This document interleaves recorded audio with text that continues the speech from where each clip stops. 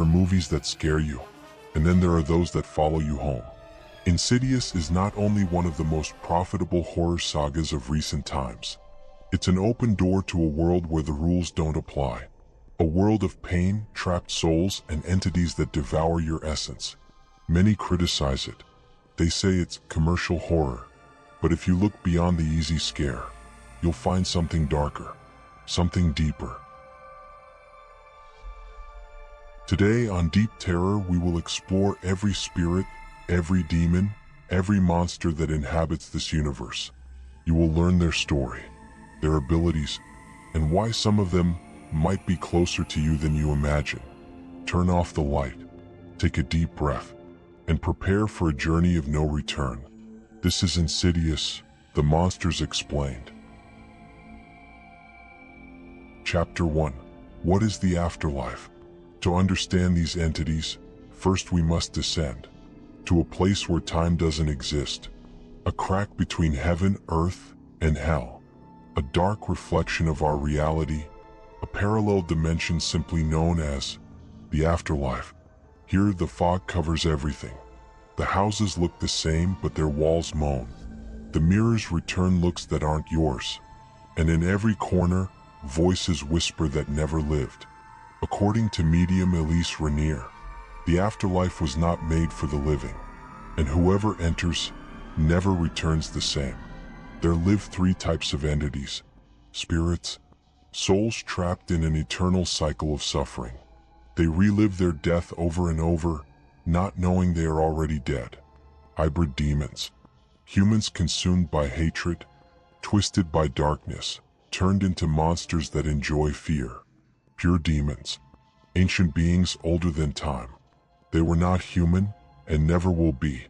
They are darkness in its purest form. And the worst part is this: the afterlife is always closer than you think. Sometimes as close as your next nightmare. In the next chapter, you will meet one of them, and you won't want to turn off the light. Chapter 2. The long-haired demon, the uncontrollable hybrid. It appears only for seconds, but its mere presence is enough to paralyze you with fear and mark your soul forever. It is not a common spirit nor a simple specter. This being is something much darker, a demonic hybrid. It was once human, but its soul was devoured by such deep hatred that it deformed into an aberration of the afterlife. Its energy is not only violent, it's chaotic, unpredictable, a whirlwind of pure fury. Its face never stays the same. In one instant it seems human, and the next, it mutates into something so grotesque it defies all logic. Cracked skin as if shattered by an infernal fire that never goes out. The eyes, empty, dead, with a glow that consumes any trace of hope. It wears a black trench coat, torn, dragging on the floor as if it had a will of its own, enveloping the air around it in living shadows. They call it the man with long hair, the long-haired man, and it's a nightmare that neither reasons nor negotiates. Its only purpose is destruction. Its appearances are brief, almost invisible to unsuspecting eyes, but what it leaves behind is impossible to erase. Physical marks that burn like fire, mental scars that persist and drag you toward madness. In the original script, a deleted scene showed its most perverse sadism. It manipulated Renee Lambert's mind, sowing visions so terrifying that they broke her will, playing with her fear until she exploded in despair. This hybrid doesn't just enjoy terror. It provokes it, feeds on every sigh of its victim, and savors it with a macabre smile. It's not here to scare you, it's here to break you. And when it appears, it's already too late to run. Chapter 3. Dolger, the girl with the eerie smile. Her smile never disappears. It's not an innocent or happy smile. It's a forced grimace, twisted, a mask that hides unimaginable pain and inhuman hatred. Dolger was a girl from the 1950s, trapped in a house that looked perfect on the outside, with strict parents and a family that showed only its best face to the world. But inside that house, silence was a muted scream. Dolger heard voices whispering dark secrets and fragmented thoughts. problems that were ignored, repressed, and hidden, as if admitting them were a sin. One night, that silence broke into 1,000 pieces. With her father's gun in hand, Dolger committed an act no soul should witness. She killed her entire family. Each shot was an echo of her despair, and in the end she pointed the gun at herself, seeking in death an escape that never came. Her soul remained trapped in the afterlife, condemned to repeat that fateful day over and over, stuck in an infinite loop of suffering. Her smile never fades. Her lips curl into that creepy grimace that never blinks, that never changes, except when she's about to attack. When her smile disappears, it's a sign. Horror is about to unleash. Those who have seen that look know there's no escape, because behind that smile lies an abyss of madness and death. And if you ever find her, prepare to face your worst nightmare. Chapter 4. The Dancing Boy, the Illusion of Innocence. You see him at the end of the hall, and for a moment you think he's just a child playing. A little boy dressed in old clothes, worn by time, moving with a disturbing grace, dancing alone, as if the whole world vanished around him. But that innocence is just a mask. The dancing boy is not a child. He is a soul trapped in a cruel prison, that of an old man who died long ago, but whose essence was forever stuck in childhood. A broken soul, condemned to repeat the last echo of his life, a dance that is both a lament and a warning. No one knows how he really died, only that distorted melody, an old twisted song, marks the exact moment his soul shattered forever. His dance is not a simple whim, it's a trap. He dances to distract you, to hypnotize you with almost hypnotic movements that trap you without realizing it. Each spin, each step is an invisible invitation, a spell that brings you closer to a terrifying fate. Because the dancing boy wants something he lost long ago, a body to possess. And if he sees you, if he dances in front of you, it means he has already chosen you. There's no escape. Just run and don't let the music catch you. Don't listen to that cursed rhythm, because it will lead you straight to darkness. Chapter 5. Michelle, the Woman in White. Elegant, impeccable. An image that chills the blood, because beneath that facade of purity hides a nameless monstrosity. Michelle was Parker Crane's mother, the man who years later would become the Black Bride, one of the most ruthless and terrifying killers ever known. But the seed of horror was not born in Parker. It was born in Michelle. She was a woman obsessed with absolute control. Not only did she abuse her son, but she destroyed his identity, molding him to her will, forcing him to live a life that was not his own, forcing him to wear the innocence she herself had corrupted. She manipulated him coldly. She humiliated him until breaking his spirit, and she transformed him into a monster. Michelle didn't just create a killer, she created a curse that remains alive and active in the afterlife. Her soul doesn't rest. Her attacks are fierce and brutal. Sometimes she appears as a cold, ethereal woman, dressed in white, like a bride from a forgotten ceremony. Other times she becomes a bloody beast, a nightmare screaming her son's name with unleashed fury, seeking new victims to feed her thirst for revenge and madness. Don't try to reason with her. Not a shred of humanity remains in Michelle. Only the echo of her hatred and the devastation she drags behind her. Chapter 6. Elise, the Warrior Medium. Not all who walk among the dead are evil forces destined to cause chaos and destruction. Elise Rainier is the exception that defies that rule. From a young age, Elise was marked by a dark and powerful gift, the ability to communicate with the afterlife, to cross the shadows with her senses. Her abilities go beyond simple spectral vision. She possesses clairvoyance, able to see hidden events in time, retrocognition, a deep connection with echoes of the past, and the feared astral projection, which allows her to leave her body to roam forbidden dimensions and face face-to-face entities no mortal should ever meet.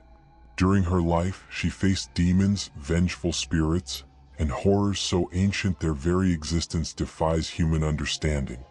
Many broke under those encounters, but Elise remained strong, her will stronger than terror itself.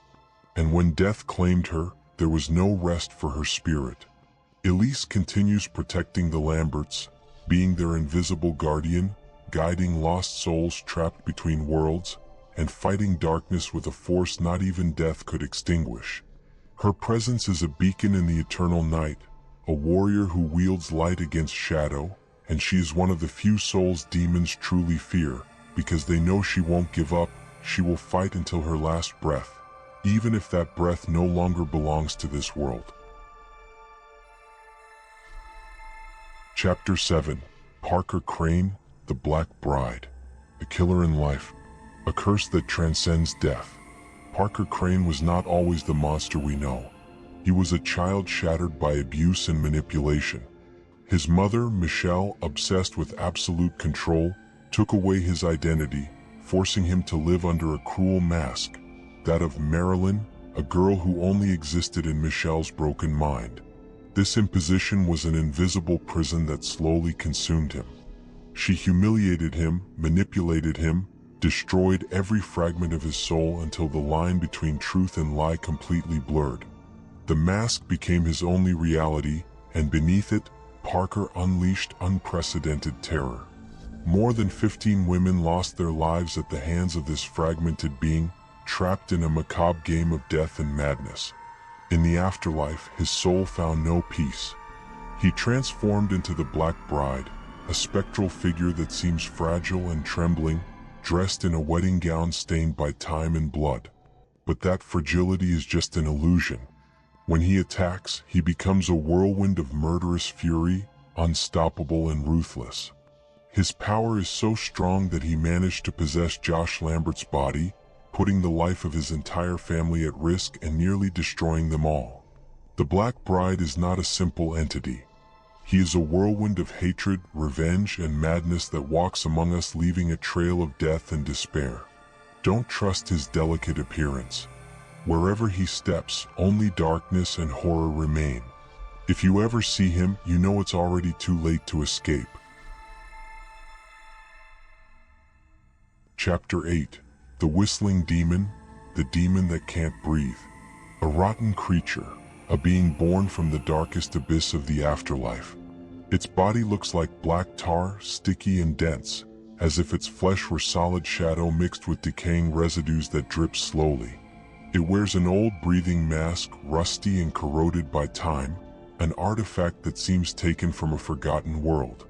But the most terrifying thing isn't the mask itself, but what it hides beneath. There are no lips or nose, not even a human mouth. Only a dark and bottomless abyss, a cavity that opens to eternal void. A void that absorbs air, life, and hope, devouring them with infinite hunger. The Whistling Demon is a master of deception and manipulation. It can take the form of your deceased loved ones, whispering with broken and distorted voices, calling you, tempting you to follow it into darkness. Its words are an invisible trap, a macabre song that slowly drags you into madness.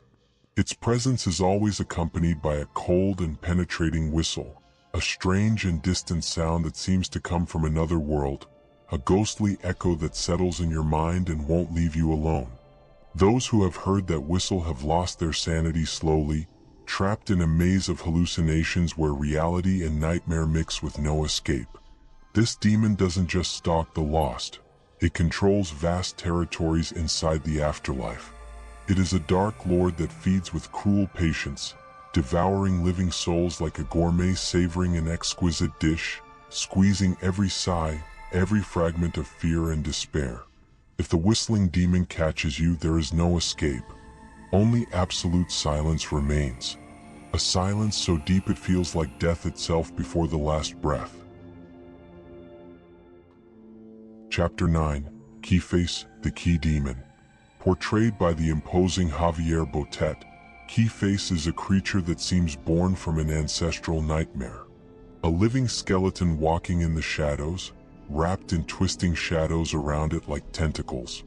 Where it should have nails, Keyface has long and sharp metallic keys, rusty and marked with arcane symbols forgotten by time. Each key is not just an object, it's an invisible lock, an invisible prison that holds torn voices, muffled screams, and souls condemned to eternal torment. But Keyface doesn't limit itself to capturing beings. It steals their deepest fears, their darkest pains, and their most hidden secrets, collecting them in a macabre museum of suffering and despair, a collection fed by human horror. With those keys, it has the power to open forbidden portals and doors, portals that connect with levels of the afterlife no mortal, nor spirit, should ever set foot on. Keyface doesn't walk alone. It uses humans as puppets, manipulating their bodies with absolute control, forcing them to open those sealed doors, unleashing horrors so atrocious that even the oldest demons dare not face them. Its presence isn't announced with screams or shadows. Before seeing it, you feel a metallic whisper, a slow, cold, sinister turn. The sound of a key entering the lock of your soul. And if you ever hear that sound, you know the prison is about to open, and the darkness will fall like never before. Chapter 10. Red Face, the Fire-Faced Demon. He is the oldest, the most feared, the absolute sovereign of the afterlife. A creature born directly from your worst nightmares. His body looks made of burning coal, black and brittle with cracks releasing glowing embers. His nails are sharp blades capable of tearing the very soul. And his face, an intense red burning with primordial hatred. A twisted smile dripping black, corrosive blood. Red Face is not just a demon. He was an angel in origin, created for the light, but expelled from heaven for his rebellion and cruelty. Condemned to oblivion and torment, he now rules his own hell within the afterlife, a realm of darkness and despair. From the shadows, he has manipulated events and entities, weaving his master plan to possess Dalton's body and unleash unimaginable chaos on Earth. The other demons fear him. The spirits obey him. And you can only pray he never fixes his gaze on you, because if he does, your soul is lost forever. This is not just a story. It is a door between worlds. Every entity, every shadow I introduce to you, still waits in the afterlife, looking for a crack to enter this world. And you know what the worst part is? That sometimes that crack is closer to you than you imagine. If you want to keep exploring the darkest corners of the afterlife, discover the secrets that fear doesn't dare tell, and face the terrors lurking beyond the veil. Subscribe now to Deep Terror. Here, fear is not just an emotion. It is an experience that will follow you long after you turn off the screen. Don't walk alone in the dark. Walk with us, if you dare.